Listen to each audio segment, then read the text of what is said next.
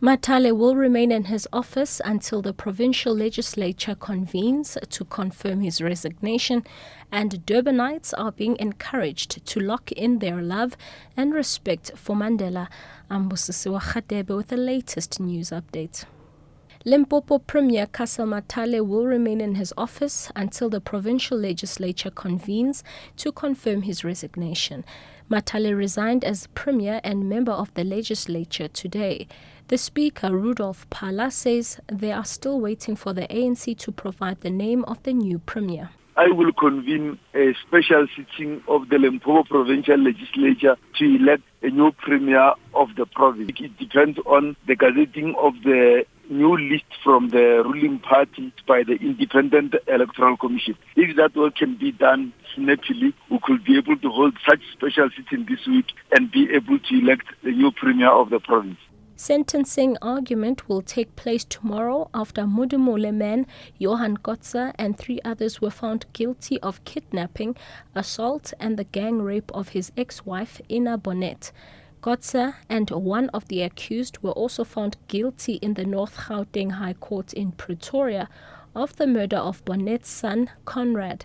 Lila Magnus reports. Judge Bert Bum found that Ina Bonnet was a trustworthy and reliable witness.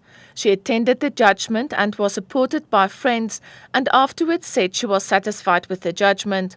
Bum tore into the versions of Kotze, Sithole, Muthlane and Mpaka and found that the men were lying to the court, that parts of their testimonies were respectively unrealistic, ridiculous, blatant lies, made no sense and were littered with contradictions.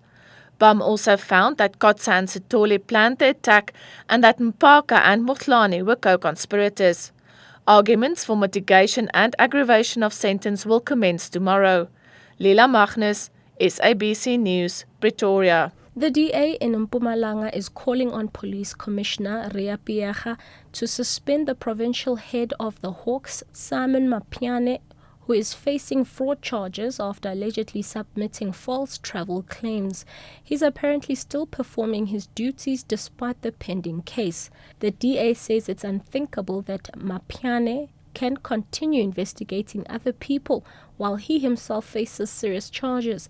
DA leader in Mpumalanga, Anthony Bernardi. It is unthinkable that a person of that stature in that position can continue to serve in a position whereby he has to fight corruption and fraud, and he sits in that position himself, facing those very charges which he is committed to fighting on a daily basis.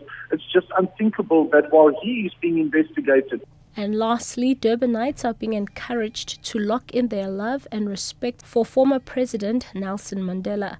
The project is called Keeping Mandela's Legacy Alive through buying a lock, attaching a message and locking it onto the fence on the corner of Florida and Gordon Roads in Durban.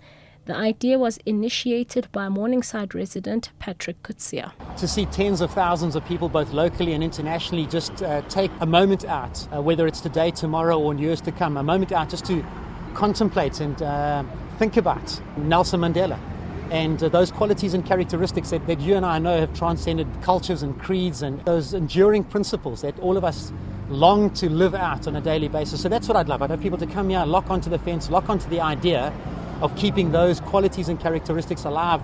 Catch the latest news on the hour on SABC radio stations and on Newsbreak Option 1.